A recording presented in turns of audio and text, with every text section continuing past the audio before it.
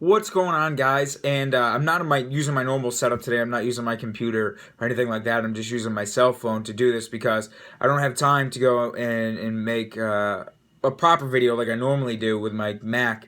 But nonetheless, I wanted to get on here and talk about as quick as possible the signing that just happened. It was announced by John Heyman that the Tigers have agreed to a contract with free agent starting pitcher Jordan Zimmermann. Now, this was something that was going on last night, that they were in serious talks and I slept like 1 in the morning, just refreshing Twitter to see, hey, is he gonna get signed? Is this gonna happen? What's going on here? But it didn't happen until this morning. The deal is expected to be in the $100 million range. The years aren't specified yet. But if I had to guess, he's probably going to get like an Anibal Sanchez type contract. He's probably going to get probably 5 at 100, I would suppose. Maybe 5, 115 is what I would probably think. I don't think Avila would commit 6 years, 120 to Jordan Zimmermann. But he's probably going to get an annual average value of $20 million a year, which is to be expected. I really like this signing, though. Now, I'm not one who is typically all about signing guys who are going to be 30 on the doorstep of 30 and, signing to a long-term deal because most of these deals just don't work out towards the back end. They're albatrosses of contracts towards the back end. Just look at Justin Verlander. They signed him when he was knocking on the doorstep of 30. And, he was really bad for a couple of years, and he was really bad in the first half of this year. But, he finally turned it around a little bit in the second half when he was looking like his normal self. But he's 32, and you don't know how it's going to go and work out. Now, Zimmermann's a guy, I like him because he's not a guy that relies on striking guys out like Verlander did, and he's not a guy that, relies on, just being an overpowering guy. I mean, this is a guy that, his K9 rate has been under 8 his entire career. I think it's like 7.8. For his career strikeout per 9. His strikeout to walk ratio, though, this is the one thing I do love about Jordan Zimmermann. This is a guy that is one of the best in the major leagues when it comes to pounding the strike zone and not walking anyone and just being a consistent guy. I mean, this is a guy that's going to give you, he's had Tommy John surgery once, so he's already got that done and out of the way. But this is a guy that's already shown in the last couple of years he can be a consistent starter. I mean, his ERA last year was in the mid 3s, but he's had ERAs under 3.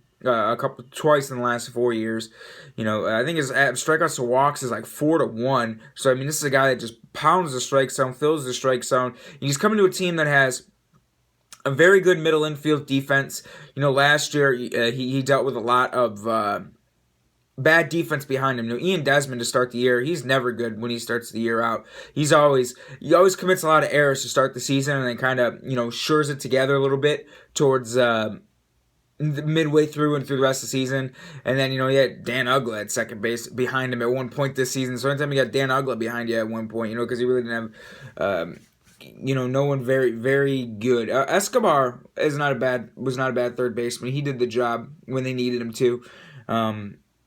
But nonetheless, he's coming to a team where, this is a ground ball guy. He's going to have Iggy Iglesias and Ian Kinsler up the middle for him, so that's going to help him. And then you're going to have Ghost and Maben in the outfield. So, I mean, that's a nice tandem out there to shag some flies for you. And on top of J.D. Martinez is no slouch with the glove.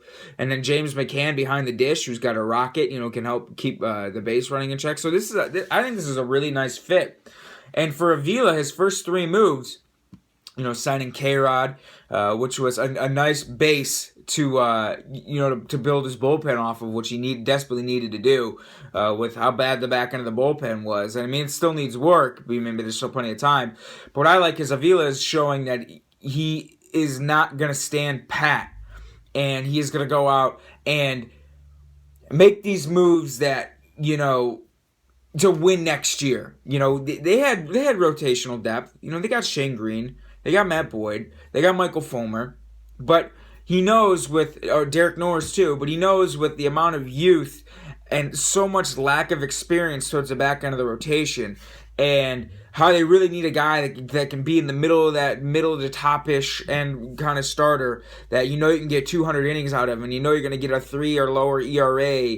And, the way he fits your team with, a ground ball guy that pounds the strike zone and induces a lot of contact on a good defensive team, I like that fit with Zimmermann. What I don't like is the amount of years that he's probably going to get. I'd imagine it's going to be no minimum or no less than 5 at 100 is what I'd probably guess what the contract is. That's the only thing I don't like about it, because the back end of the contract is probably going to be awful. Like, Anibal Sanchez's first couple of years, I mean, for 1 year, he's the ERA leader, king in the American League. And look at last year. He couldn't keep the ball in the yard. And the year before that, he was hurt and inconsistent. So, I mean, it's kind of the same-ish type deal. But I still can appreciate what Avila is doing.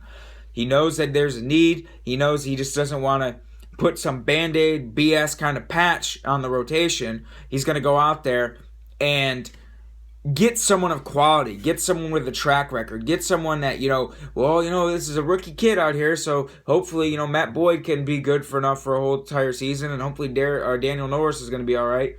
And, we don't know, we got Michael Fulmer, and Shane Green can't feel his fingertips, so who knows how they're going to play out for the entire season. So now you look at the top rotation, you got solidification.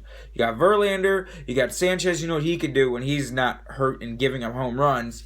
And now you got Jordan Zimmermann in the slot right in there. So if it was me, I would still like them to go see and get Doug Fister. Someone a cheap back. And, I think Mike Leake now is a little bit out of the price range because he's only 27. And what he's going to command, he's probably going to get the same kind of deal Jordan Zimmermann got now, to be honest with you.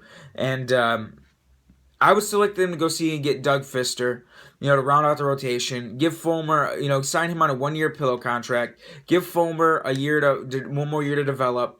Give Boyd a chance. You can use him a spot starter. You can keep him in the bullpen, or you can give him another year to develop, or use one of your depth starting pitching pieces, your Fulmers, your Boyds, your Greens, whatever, and go get a piece. Go get a corner outfielder, or go get another piece for your bullpen. That's what I would do if I was Avila. I mean, he's already laid the groundworks. He's got his outfielder to replace Rajai Davis. He's got some solidification in the middle of his rotation, a good mid-end starter, and he's got K-Rod in the back and the rotation to close out ball games. So I mean, that's all. He's got the base, he's got the start. He's showing that he wants to win next year, but I mean, he still needs work. He still needs a lefty reliever. He still might need one more right-hander. And, I'd still like them to go get one more proven starter. Get Doug Fister on a pillow contract. I'd be all for that. And I think that would be a nice way to round out your rotation and have some guys in there that can give you some innings. Because, I remember, just a couple years ago, the Tigers only used 6 starters one season. And, that's unheard of. Because when you have that many guys give you that many innings, that many times, and that many starts, you only have to use one extra starter. That's amazing. Just look at last year, how many starters they went through, because Verlander was hurt, Kyle Lobstein got hurt, and Matt Boyd was in there, and Daniel Norris was in there, Anibal Sanchez got hurt. So, look how many starters they went through and how many guys they had to go through. So, it'd be nice to have some guys with track records that could give you some innings and some more solidification. So, like the Jordan Zimmermann sign, he's an outstanding pitcher. This is a guy that's proved, I think he's a good fit for the team. I'm going to be interested to see what the contractual terms are. I'm guessing at least $20 million a year. And it's going to be interesting to see where Avila goes from here with his aggressiveness to show that he is committed to winning this year, and that he isn't going to just stand pat and wait for the market. He didn't wait for Greinke, didn't wait for Price, he just went straight for it. So I like it. I like the aggressiveness, and it shows that he's committed to winning. So Tigers signed Jordan Zimmermann. I'm guessing 5 years, at least $100 million. And hopefully this works out. Have a good one, guys. I'll be back if any more Tigers news happens.